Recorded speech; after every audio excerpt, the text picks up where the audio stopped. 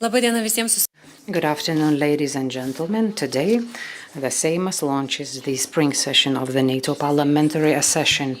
The session was due to be held in Kiev. However, due to the war launched by the Russian Federation against Ukraine, the session was transferred to Vilnius.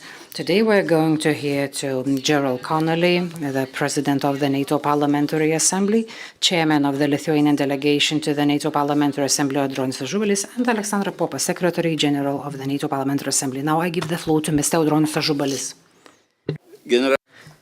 Mr. President, Madam Secretary General, dear colleagues, well, in fact, I would call this session as the Kiev session in Vilnius, because due to the brutal war against Ukraine, this session is taking place here in Vilnius. But I guess this is one of the best choices that could have been made. We are well aware of the region.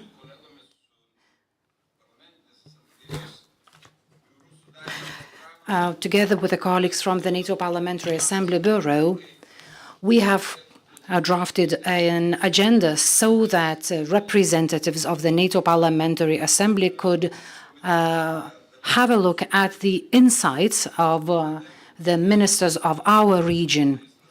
In the political committee, we are going to have the Minister of Foreign Affairs of Lithuania, Mr. Landsbergis. In Science and Development Committee, we are going to have the Minister of Innovation, Jovita Neliuvšienė. Mr. Kreivys, Minister of Energy, will speak in Security and Democracy Committee. National Defense Minister will be in the Security and Defense Committee meeting. So we will try to provide our colleagues with the insights to see how we see the perspective so that we could tune our clocks for the next NATO summit in Madrid, because it seems that now some of the NATO members have a different watch. It is therefore high time the NATO Parliamentary Assembly tuned the agenda to respond to the current situation in the world.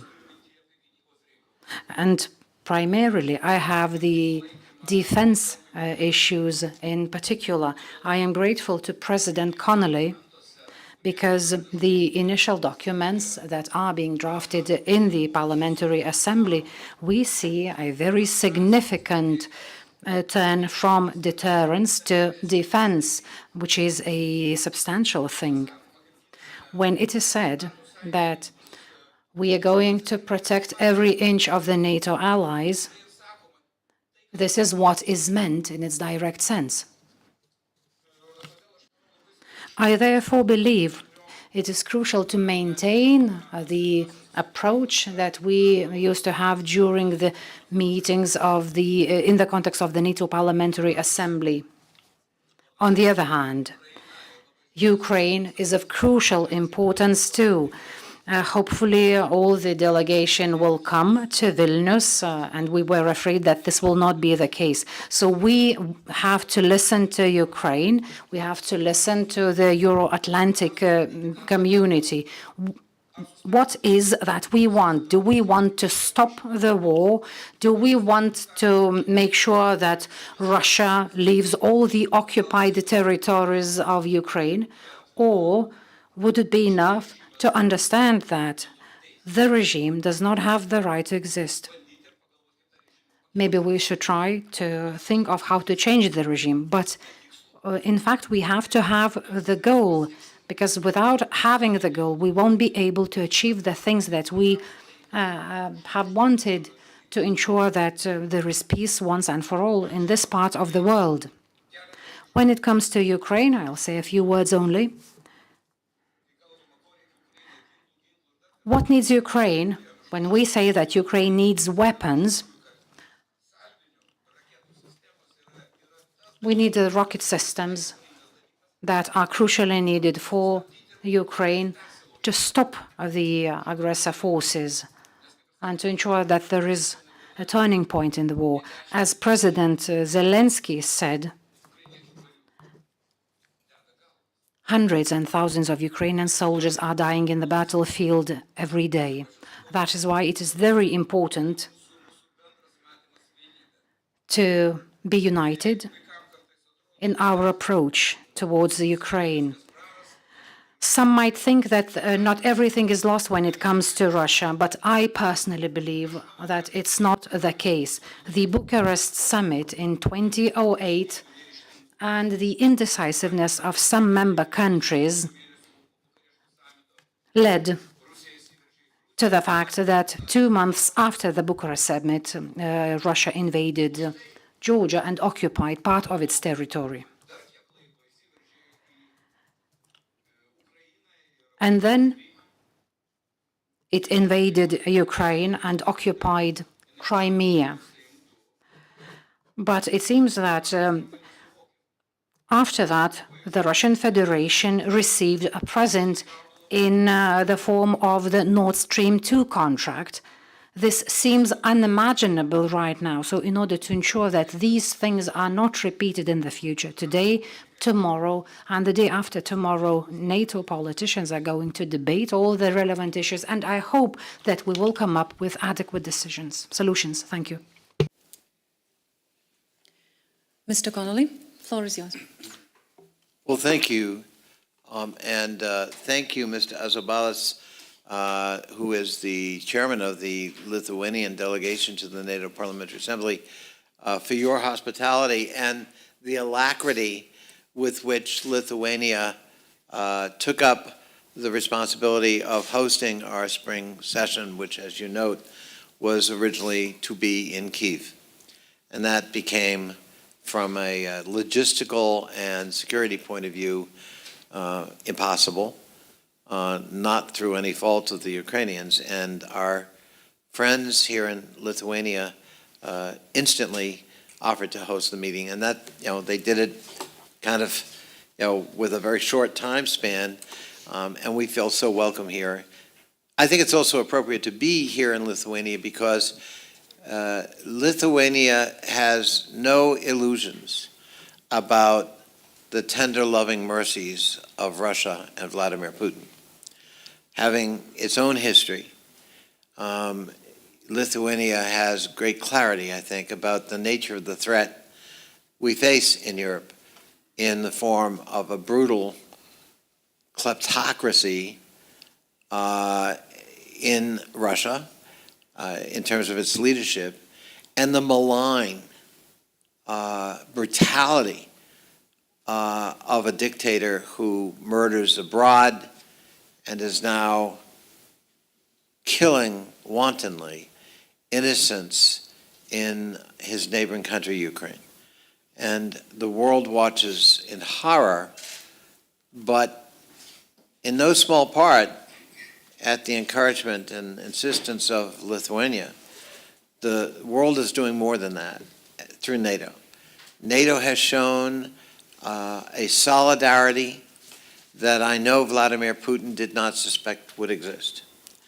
And we see countries, the alliance members, coming together to provide assistance to the Ukrainian people, who, after all, are seeking a very simple thing: freedom.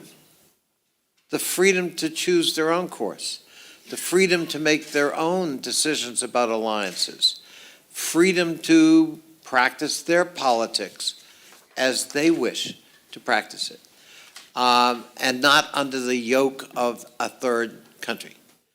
And for that desire, for that pursuit, they are paying the ultimate price as we speak.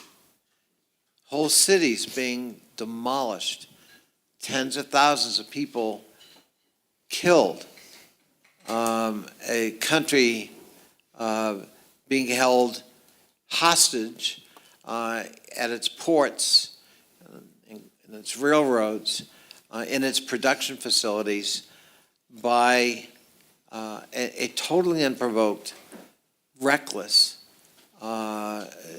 invasion by Vladimir Putin's Russian military. And against all odds and against all of his goals, Ukraine has risen to the occasion, and so has its friends through NATO. And here we are in the third month of an invasion that some expected to be only a week in duration. And the outcome nowhere near what Vladimir Putin counted on. He wanted to contain the membership of NATO, and as we speak, Sweden and Finland are now pursuing membership in NATO, to expand the NATO flank here in the north. He thought the Ukrainians would capitulate, and of course they have put up a brave and resilient and shrewd and clever defense of their own homeland, and have exacted a cost to the Russian military that now exceeds the cost of 10 years of Russian occupation of Afghanistan. In 3 months, more Russians have fallen casualty to this reckless invasion of their own making than in the entirety of the 10-year Soviet involvement in Afghanistan in previous decades. So I think Vladimir Putin has miscalculated. I think it has reminded the members of the alliance and other parts of the world as well of what Andronius pointed out, that we cannot afford to soft pedal who and what Vladimir Putin is and what he represents. And we must meet that head on. We can't try to accommodate it or rationalize it away. That's not, giving more space to a bully simply allows that bully to fill that space, and then some. And so I think the magical thinking about Vladimir Putin and Russia has ended, and we very much appreciate the fact that Lithuania has had clarity all along. And we thank Lithuania for its leadership, for its assistance to Ukraine, including even receiving Ukrainian refugees here in Lithuania. And we look forward as we move together to have a united policy that is going to ultimately help the Ukrainian people prevail in this terrible and brutal war. Thank you. Dabar lauktume jūsų klausimų. And now we're looking forward to your questions. You are welcome to turn on your microphone and introduce yourself. Good afternoon, Milda Vilikanskytė, LRT Television, National Television. I have a question to the President of the NATO Parliamentary Assembly. Lithuanian National Television. Speaking of our region and the defendability of our region, a month ago it has been said that in the Baltic countries we will move on from deterrence to defense. We talked about anti-missile systems, and recently we question ourselves whether this will be adopted, approved in Madrid. Mr. Zhubalis has reiterated that. Could you guarantee and state again that what has been talked a month ago still remains valid, or has anything changed since then? Thank you.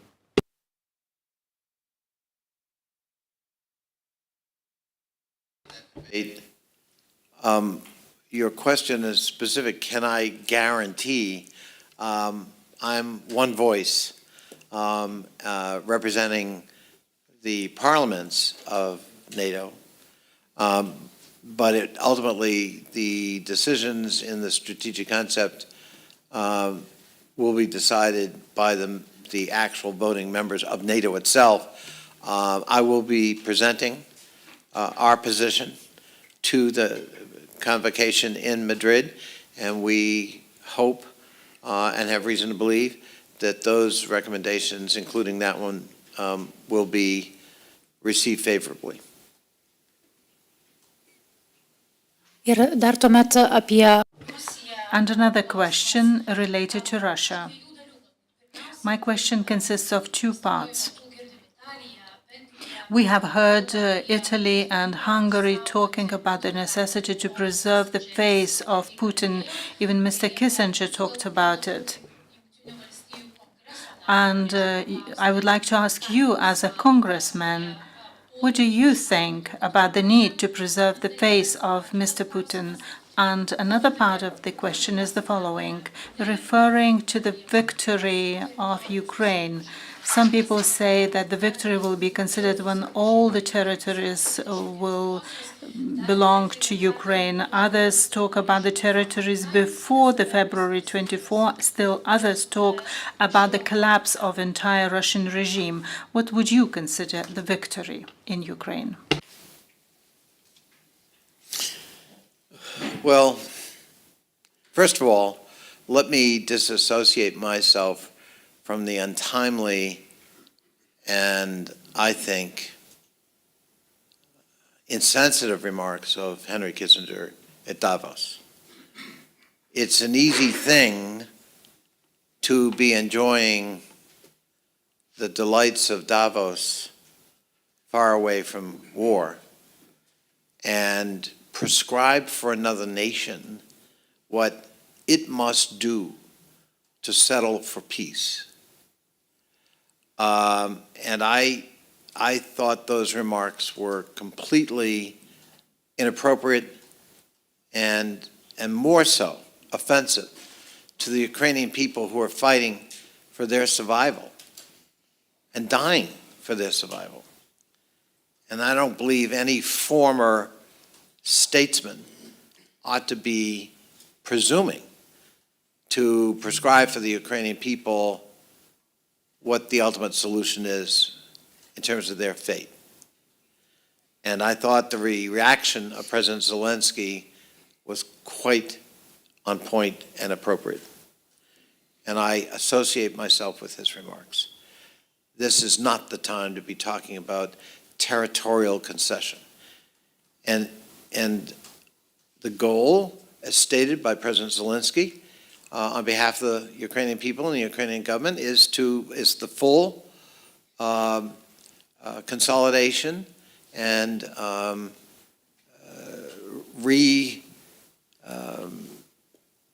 settlement of all Ukrainian territory, sovereign territory, including in the Donbass and including in Crimea. And I have always supported that position. I'm the author of a resolution going back to 2014 when Russia illegally occupied and annexed Crimea. It's called the Crimea Non-Recognition Act that would put the United States government in the position of never recognizing, the illegal annexation of Crimea. And I will point out, this is where Lithuania and America have a history. The United States never recognized Soviet integration of the Baltics, particularly Lithuania. And there were many people who thought that was a quixotic refusal. Be realistic. See Soviet troops all over Lithuania, Latvia, and Estonia, and just accept that reality. We never did. And here we are now with those three Baltic republics, including Lithuania, the one we're in, sovereign nations who are members of NATO and have been integrated to the West. So principle matters.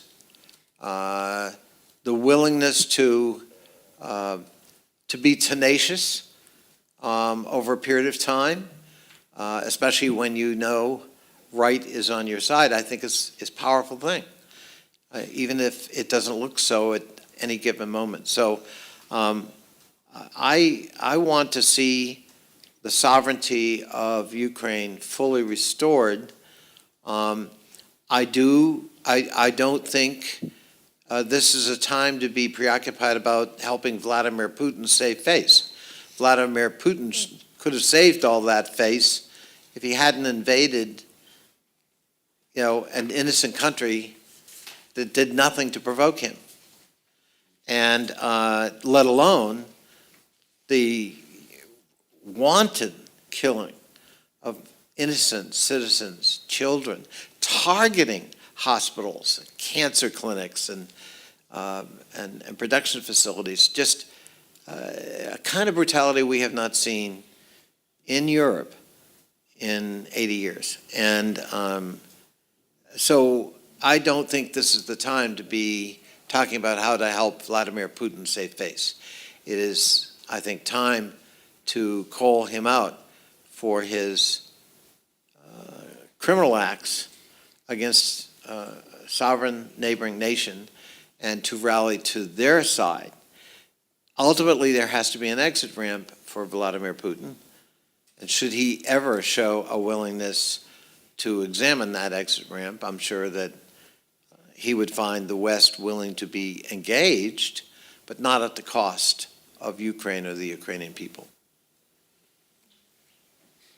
Giedra Trapikaitė from the National Radio of Lithuania. Do you think there will be enough support of the initiative of Lithuania to make a commitment in a declaration that Ukraine would be supplied with such kind of weaponry that it could be able to make a no-fly zone over its territory? Will there be enough support?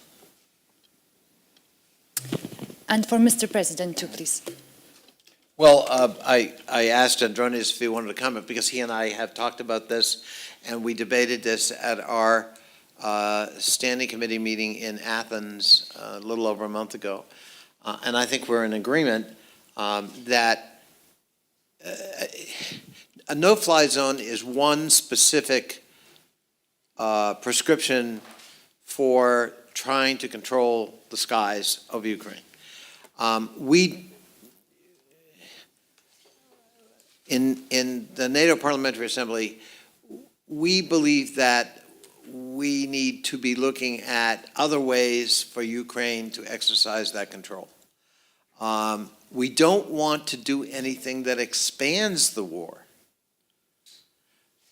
We want to try to end this war. And there are military systems and other operational options available to the alliance to assist Ukraine in that endeavor. Sveiki, Gedas Lyga iš LNK žinių. Gedas Lyga, LNK News.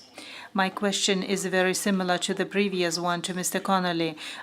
Do you think that NATO as an alliance should define in its documents what they consider the end of war in Ukraine, considering the territorial sovereignty in Ukraine? Do you need a goal, a purpose that you would need to follow? Terms. I mean, I think it's premature to spell out, here's a 21-point plan that if the Russians meet it, the war can be ended. I don't think we're at the point of that kind of specificity, and that would be presumptuous on my part. But I think broadly speaking, I personally would favor that what I said before, we want to see the sovereign integrity of Ukraine restored. And we are prepared to assist Ukraine, obviously, in that effort, as you see, is underway now. Being more specific than that, I think that kind of specificity is ultimately the prerogative of the Ukrainian government and the Ukrainian people, not me, not the American government or Lithuania. I mean, it's really something that ultimately they're going to have to resolve, and we want to try to be as supportive to them as they try to seek that resolution as possible. That's Henry Kissinger, Colin. Exactly. What I could answer. Shall I say what you said about him? I, Dar vienas iš manęs su One more question, probably the last one. One of the most NATO documents is strategic concept. According to your opinion, does it respond the reality? And if not, what would you like to see changed? Great question. Thank you. So, no, it does not correspond to current reality, and I'll give you three things we believe absolutely have to change, two of which I think are already resolved, but the third of which we're fighting very hard for, and my friend Andronius has been a great partner in this effort and very supportive in advocating for it. So the first thing is the current strategic concept has not been updated, and it still refers to Russia as a strategic partner. I think that needs to change. And I think everybody agrees, of course, that has to change. So a radical different approach to Russia is obviously called for. And I think there's a current strategic concept, in fairness, was hoping that's what would happen. There was a moment in time where it seemed that was possible. But as Mr. Zabala said, but we can't have magical thinking about this dangerous predator, in the Kremlin. And we have to take cognizance of that and prepare ourselves for the worst. We can always hope for the best, but we can't make that our strategic concept. So we have to make sure that the updated strategic concept, the new strategic concept, reflects that reality. Secondly, there's no mention of China at all in the strategic concept. Now, China is poised to become the world's largest economy in this decade. China already possesses the largest navy in the world. It possesses the largest military in terms of manpower in the world. It is clearly aggressive in encroaching on the territorial waters of its neighbors, like the Philippines and Indonesia and Japan and Vietnam. It's building, artificial islands in order to justify expanding its own territorial waters. It has engaged in predatory lending behavior through the One Belt, One Road initiative that has impoverished and then indentured other nations. Sri Lanka is a great example, and the damage that's done, not all of it due to China, but a good deal of it, is something we have to take cognizance of. And China is operating in our own theater here, right? It's operating in the high north and the Arctic. It is certainly operating in the southern part of the European continent. So that doesn't mean they're an enemy in all theaters or all fronts, but it does mean, again, in this category of no magical thinking, we got to be realistic about the good, the bad, and the ugly with respect to China. But to say nothing about it as if it didn't even exist, I think was a real problem in the previous strategic concept, and that must and will be addressed in the update.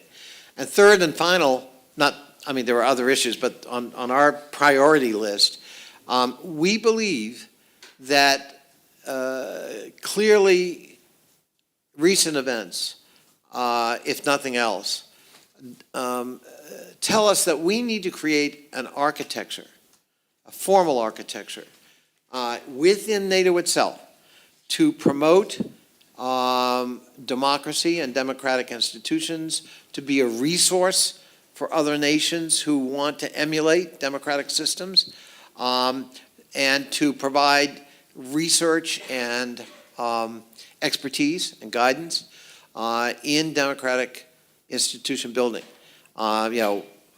Independent judiciary, how do parliaments provide democratic oversight of a democratic government, How do you engage the public? How do you build a vibrant civic life? All those kinds of things. I think that's long overdue in NATO, and I think so does the NATO Parliamentary Assembly. I like to say, you go to Brussels, you have a beautiful, huge, new NATO headquarters. I mean, it looks like a scene out of Star Wars. It's so modernistic.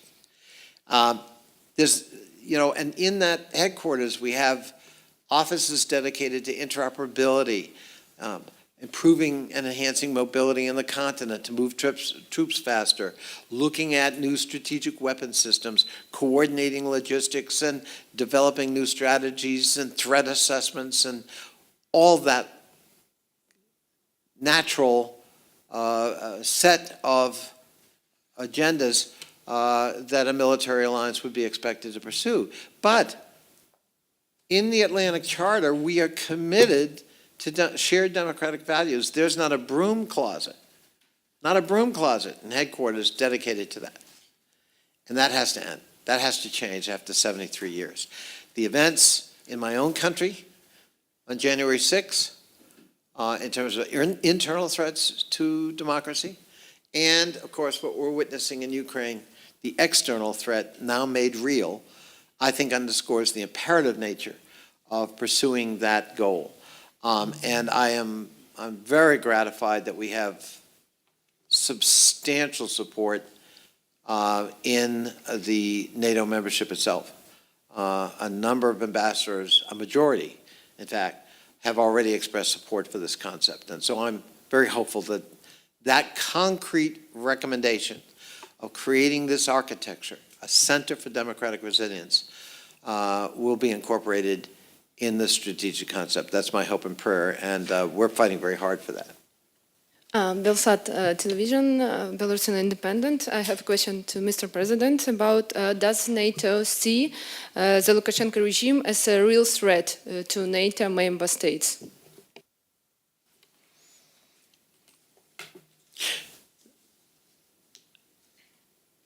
In many ways, Mr. Lukashenko has created the box he's put himself in. He has danced 2 steps forward and 1 step backwards in the relationship with Russia over the years. After the domestic upheaval, he had to turn to Vladimir Putin to put it down. And in doing that, he kind of sold his soul and his independence. And now he is paying a price for that. He, I suppose, represents a threat to the extent that he allies himself with Russia and has to do their bidding, but I also think he's put himself in a very untenable position. And he is not fully in control any longer about the limits of cooperation he must provide Vladimir Putin in the Ukrainian misadventure. And I guess that makes him a threat, but I think he, in the short term, yes, because it allied with Russia, he's providing support for this murderous, reckless invasion. In the long term, though, I think he has put himself and his own regime in jeopardy because of the untenable nature of the partnership or the subservient relationship he now finds himself in vis-a-vis Russia and Vladimir Putin. One more question. And just a moment, I just want to say that I would like to draw your attention on one of our draft declarations.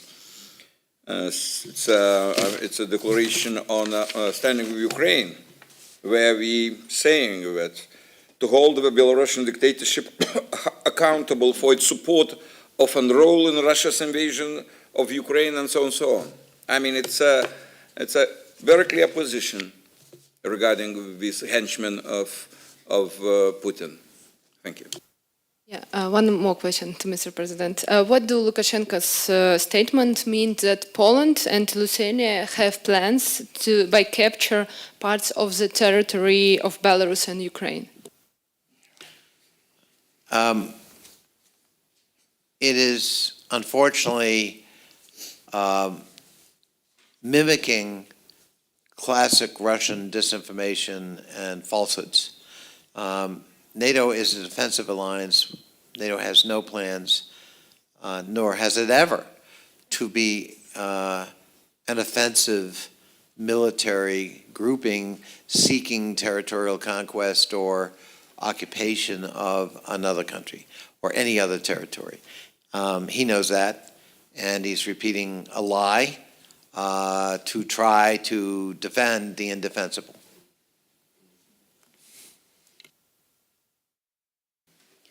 Daugiau klausimų nematau. I see that there's Yesterday or this week, the foreign minister of Ukraine stated that NATO as an institution is doing nothing to help Ukraine. How would you comment this kind of statement? I have to assume it was a bad translation. NATO, let me just start with my own country. You know, on a bipartisan basis, I just voted for, and the President of the United States signed into law the largest single bilateral aid agreement in the world, and $40 billion to assist Ukraine, both militarily and in humanitarian assistance. And that's on top of the $13 billion my country has provided previously. And we're not alone. Germany and Greece, for example, for the first time since World War II, have been transshipping lethal military equipment to help the Ukrainian people defend themselves, and have allowed their territories to be used to transship other third country weapons to go to Ukraine. Germany, as you know, added to that by pledging over 2% of its GDP to be dedicated for defense. Sweden and Finland have now formally asked to join NATO to be part of this defensive perimeter that provides protection against the kind of violence unleashed by Vladimir Putin in the Ukraine, so that others are not subjected to that, and that they can join the alliance, helping Ukraine push them back and defend themselves. I believe, I can tell you, I've been in the NATO Parliamentary Assembly for better part of a decade. I've never seen the kind of solidarity that I'm seeing in our deliberations and among our membership. There's a genuine sense of outrage at what the Russians are doing, and a determination to turn it back, a determination to make sure that the Ukrainian people prevail in regaining control of their territory and their lives and their destiny. And it is a full-throated advocacy for, liberal democracy and the values it represents. And it's calling us to our origins in the Atlantic Charter of 73 years ago, and I'm very proud of that. And I'm sure upon reflection, the foreign minister, understandably frustrated in the day-to-day challenges, and I'm sure the disruptions that can occur in supply lines and timetable of delivery of critical equipment. But I know that at the end of the day, he knows what President Zelensky knows and has stated, which is deep gratitude for the support he is getting and the desire that it be sustained until they prevail. Dėkojame visiems dalyvavusiems. Thank you, ladies and gentlemen. May I wish every success in further debates of the session.